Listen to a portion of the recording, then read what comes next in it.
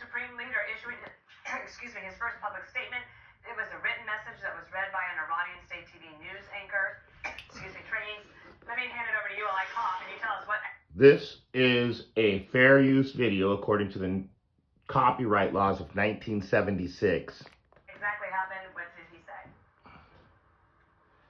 Yeah, Dana, good morning. We're just getting this in right now. On Iranian state media, a presenter read a new statement from Iran's new supreme leader, Mojtaba Khamenei, and Reuters is reporting a few highlights from those remarks, saying that the supreme leader said in the statement, "We believe in friendship with neighbors and only target the bases, and we will inevitably continue." That is not true. We know that many Gulf countries have had their residential and civilian infrastructure attacked.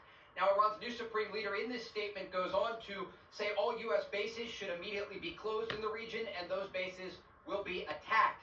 He also says in the statement, again, that was presented on state media, he does not appear in the statement, that he calls on unity among the people of Iran and participation in Quds Day. Now, Quds is the Arabic word for Jerusalem, and this day normally falls on the last Friday of Ramadan. And so, if my math is correct here, that would be March 20th of this year, the last Friday of Ramadan, when traditionally we have seen Iranian proxies like Hamas and Hezbollah launch attacks and also large demonstrations in the region. And so this is certainly something to look out for in the days ahead.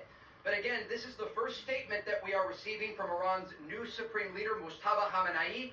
He speaks about the attacks on Gulf countries, also says that he will target U.S. bases in the region, and then also talks about the Strait of Hormuz. This is an interesting part here, and again, we are just getting these highlights from Reuters, watching state media in Iran. They're first coming out, of course, in Farsi.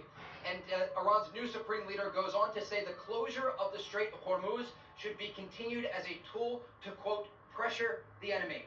And so the rhetoric that we are hearing from Iran's new supreme leader is quite similar to his father's rhetoric. Remember, Iran's former supreme leader was taken out in the opening strikes of Operation Epic Fury when this war began. And in those opening strikes, Mojtaba Khamenei's wife, mother, and one son were also killed. Again, the latest remarks, though, that we are getting from the supreme leader via state media, and we are quoting Reuters here, indicate that he will continue ordering the attacks on U.S. bases in the region and continue efforts to close the Strait of Hormuz.